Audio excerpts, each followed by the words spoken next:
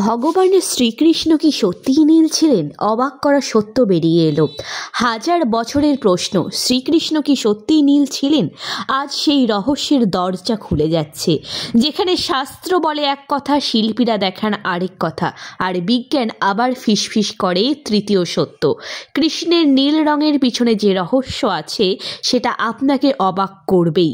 মহাভারত তাকে বলছে শ্যামবর্ণ, ভাগবত পুরাণে বলেছে ঘন মেঘের মতো কৃষ্ণ রং। কিন্তু আশ্চর্যের বিষয়, যখনই তার অবতার শক্তি প্রকাশ পেত, মানুষ দেখত এক অদ্ভুত নীল দীপ্তি, যেন শরীর নয়, আলো নীল। প্রাচীন ভারতের নীল মানে অসীম আকাশ, গভীর সমুদ্র, সীমাহীন শক্তির প্রতীক। আর কৃষ্ণ ছিলেন অসীম শক্তির আধার, তাই তাকে নীল দেখানো হয়েছে দেহের রং নয়, দিব্য শক্তির সীমাহীনতা বোঝাতে।